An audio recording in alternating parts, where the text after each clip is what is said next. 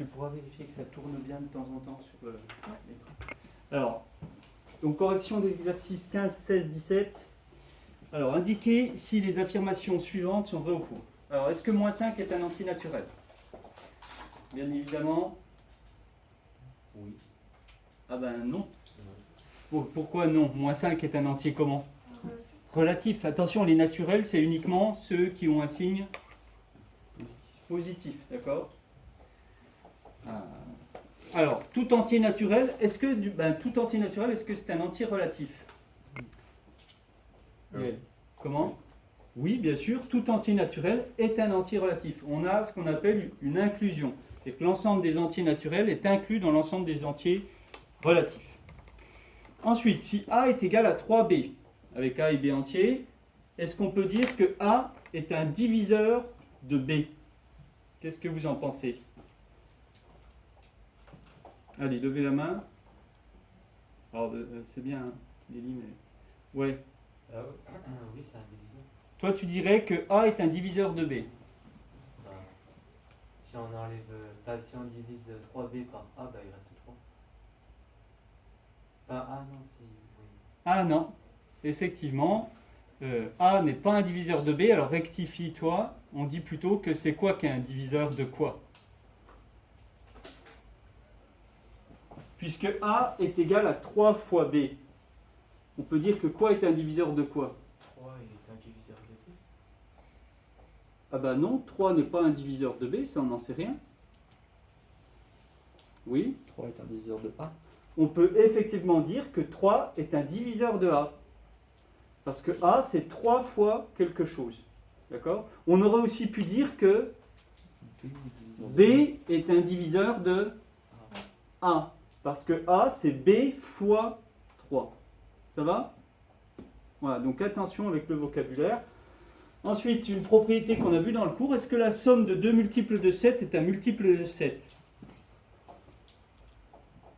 C'est une démonstration du cours et ça, c'est vrai. C'est vrai.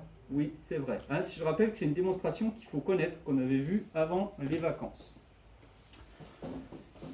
Ensuite, est-ce que le 16, justifier que 98 est un multiple de 14? Ça marche? Oui.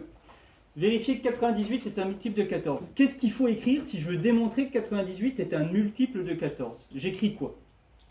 Qu'il le démontre, qu'il le justifie. Alors, allez Yael. 98 égale K fois 14. Alors K fois 14, on peut même donner le K, c'est combien? 14 fois 7, ouais. Ça suffit complètement pour démontrer que 98 est un multiple de 14, ou encore que 7 est un diviseur de 98, ou que 14 est un diviseur de 98. Ça va? Traduire cette propriété avec chacune des expressions est diviseur de, ben voilà, je le dis, donc 14 est diviseur de 98, ou 98 a pour diviseur 14, ou 98 a pour diviseur 7. 98 est divisible par 14, 98 est divisible par 7. Et puis si on veut faire une phrase avec multiple, donc 14 a pour multiple 98, 7 a pour multiple 98.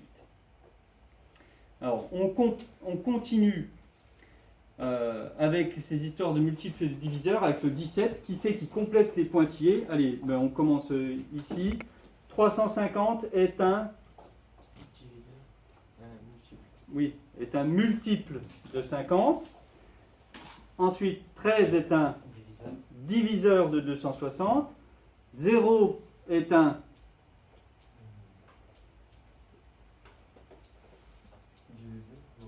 Ah non, 0 n'est jamais un diviseur, parce qu'en mathématiques, la division par 0 n'existe pas.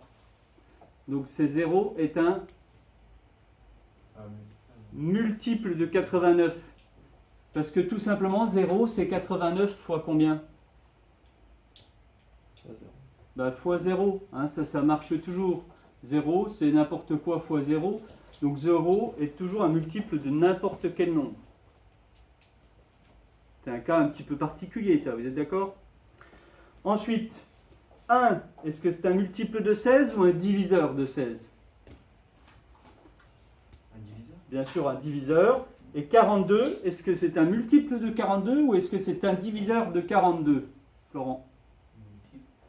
Multiple de 42, c'est vrai, mais c'est aussi un diviseur de 42. Donc pour le dernier, on pouvait mettre les deux. Voilà, ça termine la première correction. Et donc maintenant, il y a les exercices suivants à faire que j'ai mis dans le cahier de texte. Donc vous faites la suite des exercices.